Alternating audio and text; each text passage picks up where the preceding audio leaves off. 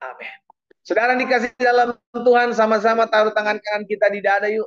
Teman-teman di TikTok, Instagram, Facebook, dan Zoom, letakkan tangan kananmu di dada, sama-sama bilang sama saya, Tuhan Yesus dahsyat dalam hidup saya. Sama-sama bilang sama saya, Tuhan Yesus dahsyat dalam hidup saya. Amin. Tidak ada yang tidak bisa Tuhan kerjakan dalam hidup saudara dan saya. Segala sesuatunya mungkin untuk Tuhan buat. Itu sebabnya kenapa Tuhan Yesus katakan bagi orang percaya tidak ada yang mustahil. Jadi jangan pernah membatasi kuasa Tuhan. Kayaknya Tuhan gak sanggup pulihkan ekonomi saya.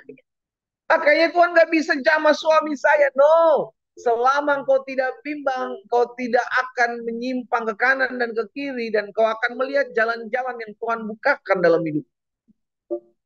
Kuncinya adalah percaya. Dan kalau percaya, bagimu tidak ada yang mustahil. Ketik di kolom komentar. Tidak ada yang mustahil buat orang percaya. Amin. Haleluya. Tidak ada yang mustahil buat orang percaya. Itu yang kita pegang. Ya. Jadi apapun pergumulan kita, saudara yang dikasih dalam Tuhan, masih ada Yesus. Kalau Yesus bilang bagi orang percaya tidak ada yang mustahil, pegang. Karena itu firman. Ketika firman disampaikan, maka kita dikuatkan. Ketika firman disampaikan, diteguhkan iman kita, dan kita akan melihat campur tangan Tuhan dalam hidup kita. Tidak ada masalah yang terlalu besar yang tidak bisa diselesaikan oleh tangan Tuhan. Kita ambil Alkitab kita sama-sama.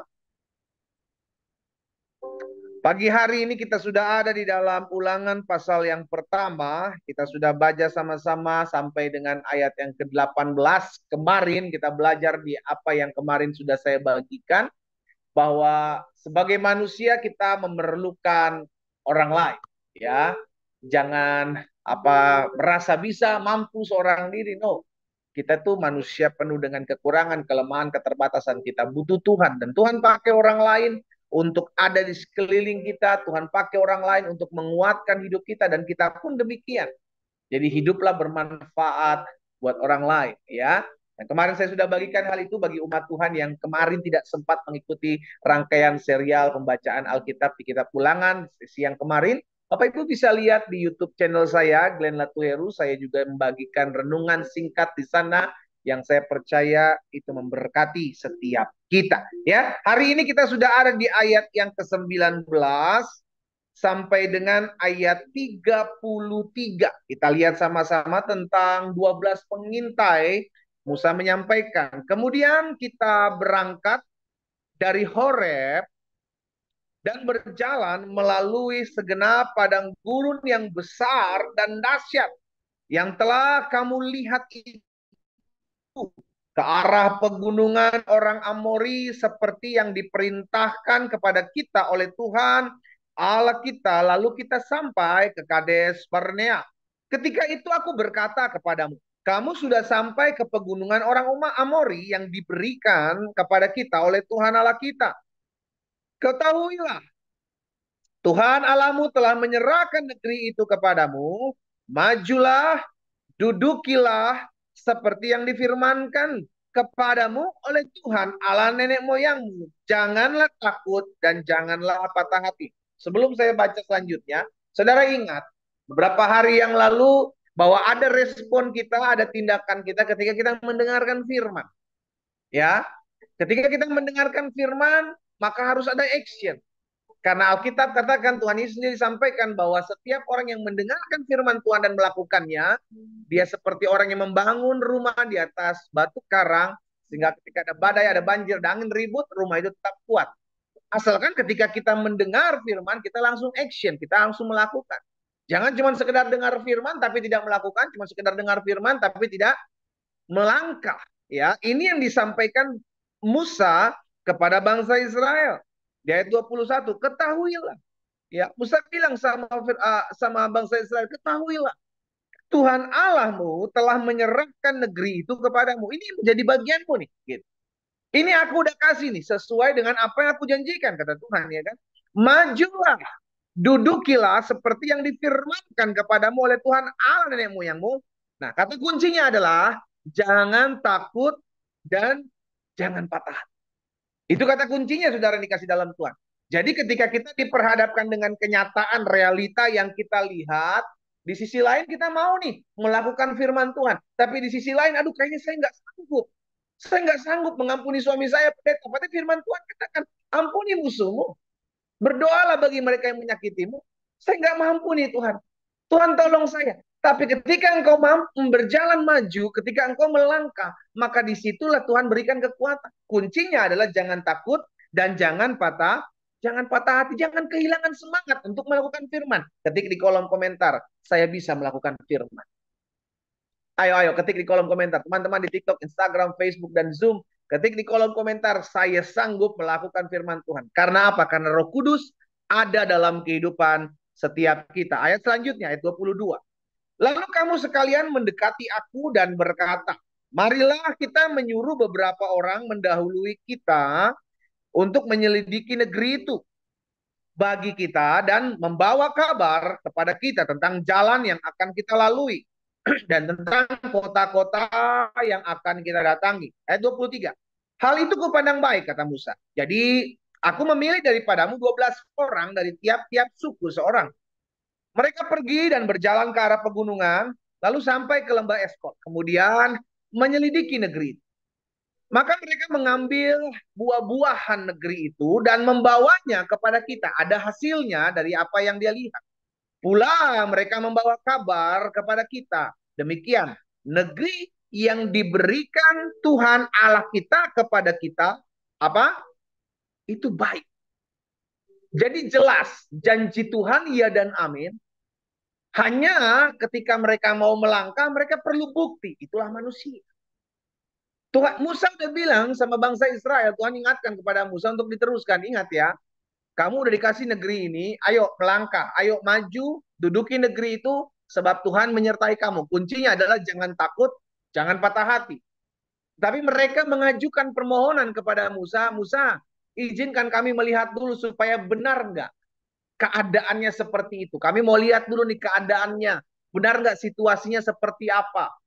Dan apa yang firman Tuhan katakan, mereka sudah melihat bahwa negeri itu baik.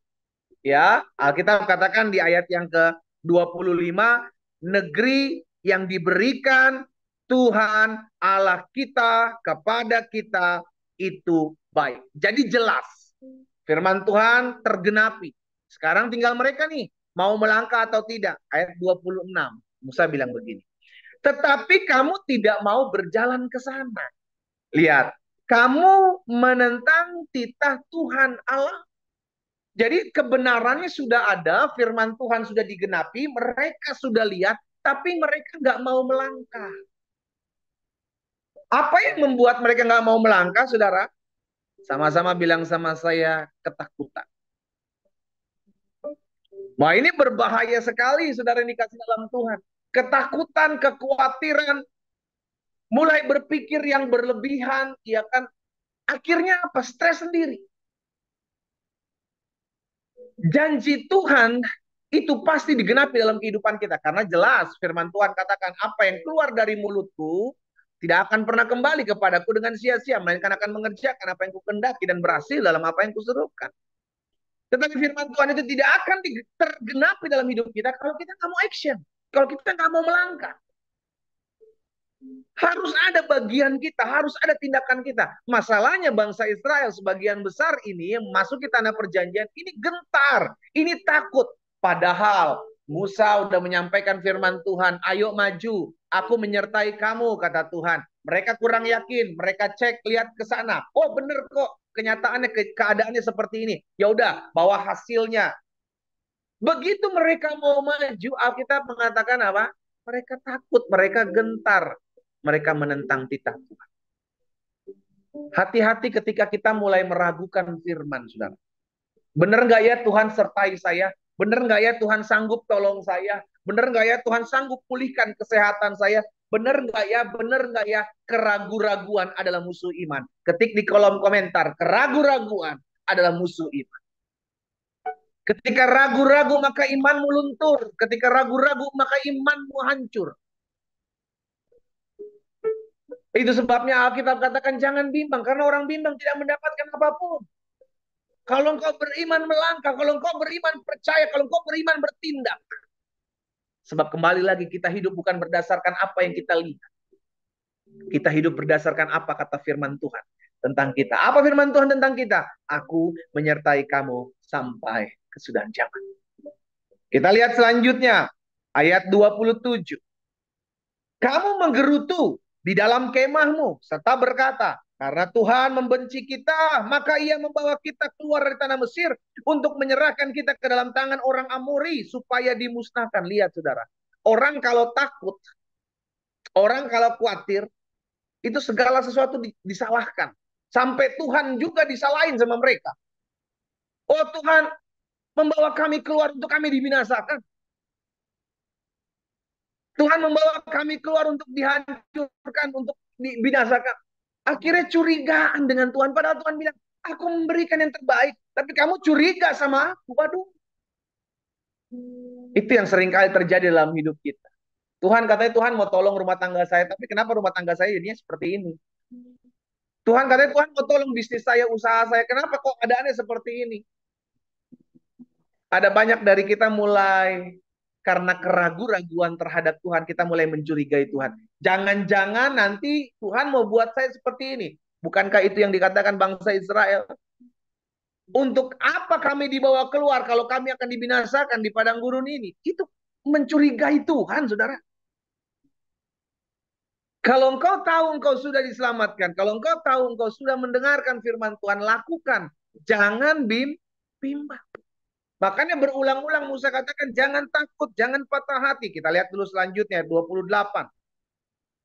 Kemana pula kita maju? Saudara-saudara kita telah membuat hati kita tawar dengan mengatakan orang-orang itu lebih besar, lebih tinggi daripada kita. Kota-kota di sana besar dan kubu-kubunya sampai ke langit. Lagi pula kami melihat orang-orang enak di sana.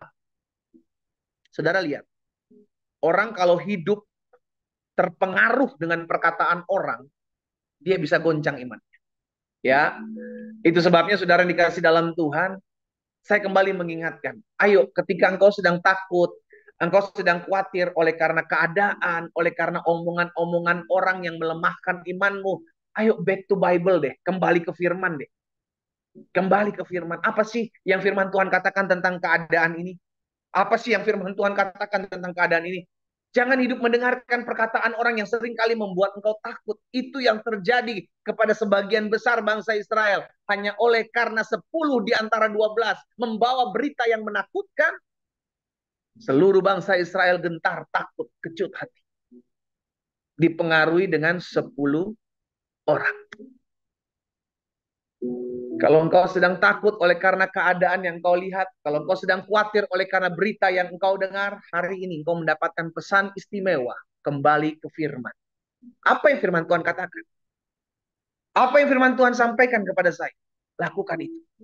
Orang mau ngomong penuh dengan kekhawatiran, masa-masa sekarang adalah masa-masa sukar, hari-hari inilah hari-hari yang susah, hari-hari ini ekonomi sedang bergoncang. Kita percaya, kita perkatakan, kita hidup kembali kepada firman Tuhan.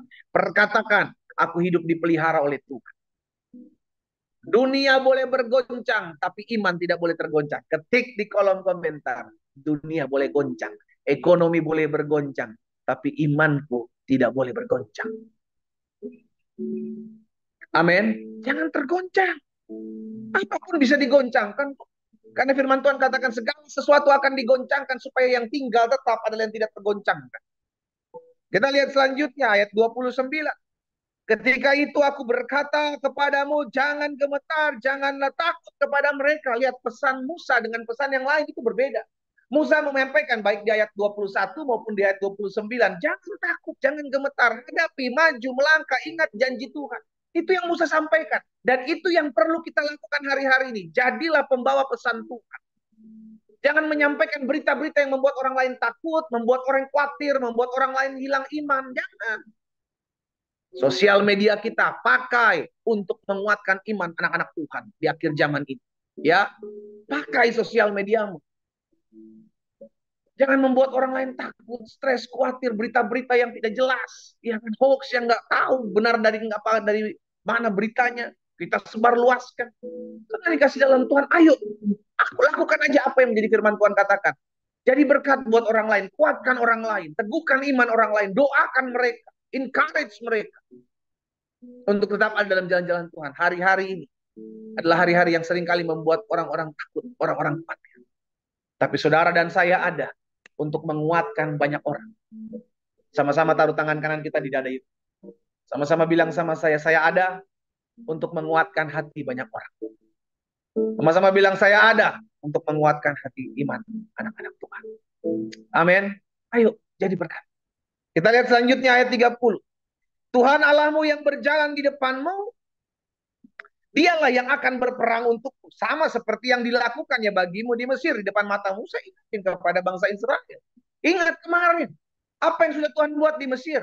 Tuhan yang sama akan menyertai kamu, membawa kamu masuk ke tanah Kanaan, tanah yang dijanjikan itu. Musa udah ingatkan. Ya, ayat 31. Dan di padang gurun di mana engkau melihat bahwa Tuhan Allahmu mendukung engkau. Seperti seorang mendukung anaknya. Sepanjang jalan yang kamu tempuh sampai kamu tiba di tempat ini. Ayat 32, perhatikan. Miris, sangat miris saudara. Tetapi walaupun demikian kamu tidak percaya kepada Tuhan Allah. Yang berjalan di depanmu di perjalanan untuk mencari tempat bagimu. Di mana kamu dapat berkemah. Dengan api pada waktu malam, dengan awan pada waktu siang. Untuk memperlihatkan kepadamu jalan yang harus kamu tempuh. Betapa Tuhan mengasihi saudara dan saya. Betapa Tuhan mau menuntun jalan kehidupan saudara dan saya. Betapa Tuhan mau mengarahkan kita masuk dalam seluruh rencana Tuhan. Jangan engkau khawatir. Jangan engkau takut. Jangan engkau lepas kepercayaan. Itu yang terjadi bagi bangsa Israel. Musa bilang, sekalipun Tuhan berjalan di depanmu, tetapi engkau tidak percaya kepada Tuhan Allahmu. Itu tercatat dalam ayat 32. Jangan balas kasih Tuhan dengan sesuatu yang membuat Tuhan kecewa dalam hidup kita. Ya, saudara yang dikasih dalam Tuhan, Tuhan rindu untuk melakukan sesuatu yang dahsyat, sesuatu yang besar dalam hidup. Tapi pastikan kau harus percaya, kau harus melangkah, kau harus bertindak. Pastikan hidupmu tetap selalu ada untuk berjuang dalam jalan-jalan Tuhan. Hari ini kita diingatkan oleh firman Tuhan. Tuhan rindu membawa kita, Tuhan rindu menuntun kita untuk membawanya masuk dalam rencana Tuhan. Sekarang respon kita apa? Apakah engkau curiga dengan Tuhan? Jangan-jangan Tuhan membawa saya masuk kehancuran. Apakah engkau mulai takut, engkau mulai khawatir dengan berita-berita yang engkau dengar? Kembali ke firman Tuhan. Apa yang firman Tuhan sudah sampaikan kepada kita. Dan pada akhirnya ingat, kuatkanlah orang-orang di sekelilingmu untuk ada. Sama seperti Musa. Untuk menguatkan bangsa Israel lalu berjalan di dalam jalan-jalan Tuhan. Itulah yang harus kita lakukan. Engkau sebagai seorang istri, kuatkan suami, kuatkan anak-anakmu. Engkau sebagai suami, kuatkan istri, kuatkan anak-anakmu. Engkau sebagai orang muda, kuatkan orang tuamu, kuatkan dirimu untuk ada di dalam jalan-jalan Tuhan. Dimanapun Tuhan tempatkan saudara dan saya. Jangan pernah takut menghadapi keadaan. Kita hidup bukan berdasarkan apa kata orang tentang kita. Tapi apa kata Tuhan tentang kita. Oh Tuhan bilang aku menyertai kamu, maka Tuhan menyertai kita.